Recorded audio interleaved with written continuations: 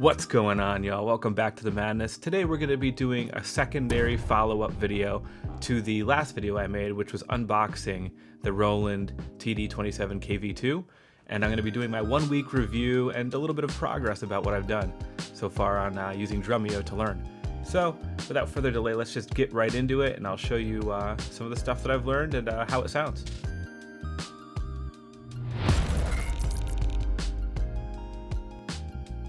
So this is basically, I'll try to do it from first beat to most recent beats throughout the song, so you can kind of see where I'm at and what the drum kit sounds like. As of right now, I got it set up.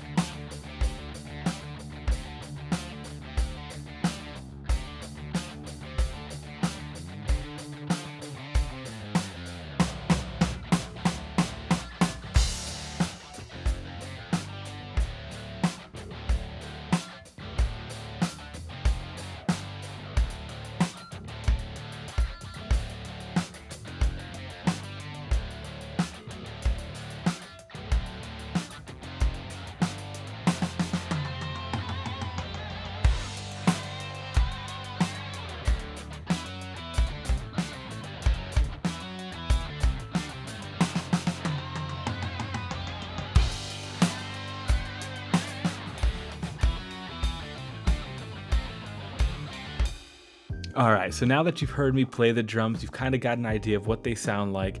We can get into my personal opinion about how the drum sets feel, what they look like, you know, their capabilities, just the general roundabout kind of things you want to know about a drum set that you pay decent money for, so that you can see, determine yourself whether or not it's worth it for you, considering the price tag.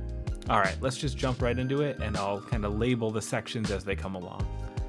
So the first kind of point I want to bring up is skill transferability, right? Because you buy an E-drum set for the convenience and the low volumes, but will your skills that you're learning transfer to an analog or acoustic drum set? Way too much electrical engineering going on here. So that's really kind of what I want to talk about now. With this drum set in particular, I feel that it's probably about 90% there. Right? 85-90% there, simply because A, the toms aren't all different sizes, B, the heads don't feel quite the same. Of course, they're adjustable, and of course, maybe the week that I've had with it isn't adequate for me to make the correct judgment, but I'd say it's 85-90% there. The snare heads really kind of feel pretty good. I'll try to get an up-close image of what the mesh material looks like with my macro camera, so you can kind of see what it looks like. The hi-hat makes a huge difference. The size of the ride cymbal is really great, and they feel really good. Of course, they're not metal, so that also adds into it. But this is what you're getting with any drum set, right? Any E-drum set. So I don't think that any E-drum set is going to be 100% comparable in playability to an acoustic drum set, but I think they're getting very, very close. I don't think that you'd be able to take, all of the skills that you learn and be applying it to an acoustic drum set 100%, but I think you'd be able to play, no doubt about it. You learn on this, you will be able to play on an acoustic drum set. I'm almost certain of it. Maybe not 100%, but 90% there. So that's my personal opinion about that, playability and transferability of skills. It's really important. The second part of this video is going to be build quality. So over the course of putting it together, using it for the past week, I can say that the build quality feels really quite nice. Is it a 10 out of 10? No, because getting a 10 out of 10 would mean you'd have to absolutely go over the top with all the materials. Some of the clamps used, actually all the clamps used to hold the frame together, they're all made of plastic. Is the plastic good quality? Absolutely, but it's not like a piece of metal, with very good ball bearings and great feeling, like, lubricated joints. It's not like that. That would be, to me, a 10 out of 10, but nobody's going to provide that sort of level of quality at this price range. Absolutely not. So, as far as the build quality goes, I give this a solid like 8.5, you know, and that's a pretty high score considering what you're looking at. But as far as the drums go themselves, the snare, I'd give that a solid 9.5. That thing feels and acts and just sounds absolutely fantastic. The hi-hat and the hi-hat stand is absolutely amazing. The bass pedal is probably one of the weaker points. It sounds great, feels great to play, but is it, you know, completely stable? No. Like, you will see it rocking a little bit. Will it move too much if you've got the rug darts planted in? No. You know, it won't move that much, and it'll stay pretty still, but it's not gonna be like planted in place and you're gonna feel like you could smash that thing with like 400 foot-pounds of pressure without it moving. Absolutely gonna be moving around. But, you know, that's just the nature of the thing. So overall quality of build and the just the use of it and the feel of it, does it feel substantial? Absolutely. I definitely give this a passing grade of at least an 8.5. I think that's a pretty reasonable score. The last topic I want to go into is features, and this is vague, and I'm not going to go into detail too much about what you can and cannot do with this thing, because there are plenty of videos out there on the internet that can describe to you more about what this is, but I haven't got the experience yet. But what I have used so far has been absolutely great. So as far as features go, you have a ton of presets of drums that you can use.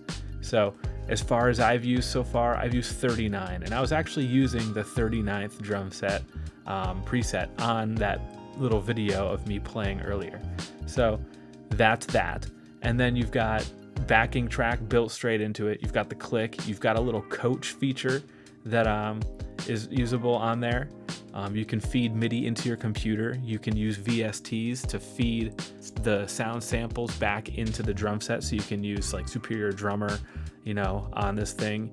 And also, if you use some additional tips and tricks, I know that you can get the, you know, the cymbal squelching techniques kind of built right into it as well. So you can, there's a ton of different ways in order to feed sounds into it, feed sounds out. Recording is an ease. You know what I mean? You can just, I literally recorded what I showed you earlier in the matter of 5 minutes. So it doesn't take very long for it to get set up, and that had no USB plugged into the computer. That was just me going straight through whatever software that this is, Streamlabs. So that's what I was doing earlier.